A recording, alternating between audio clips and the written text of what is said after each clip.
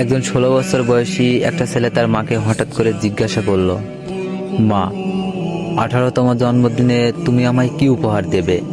তখন তার মা মুচকে এসে বলছিলেন যে এখন তো অনেক দেরি আছে, সময় আসুক ঠিক দেব। বিগত 1 বছর পর ছেলেটা হঠাৎ করেই অজ্ঞান হয়ে পড়ে যায়। তার মা তাকে তাড়াতাড়ি করে হাসপাতালে নিয়ে যান এবং ডাক্তার বলে তার ছেলের হার্টের সমস্যা আছে।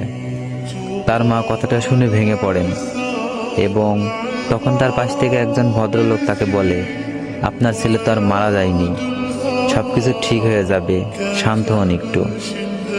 তারপর চিকিৎসায় আস্তে আস্তে ছেলেটা সুস্থ হয়ে উঠল। ছেলেটা তার 18তম জন্মদিনে বাড়িতে ফিরে এলো, এসে তার মাকে খুঁজতে লাগলো। তখন হঠাৎ বিছানার উপর থেকে একটা চিঠি দেখতে পেয়ে সেটা পড়তে শুরু করলো। তাতে লেখা ছিল, চিঠিটা তুই পড়ছিস, তার মানে তুই সুস্থ হয়ে গেছিস। আজ তোর 18তম জন্মদিনে আমি তোকে নিজের হার্ট উপহার দিলাম। ভালো থাকিস, সুস্থ থাকিস।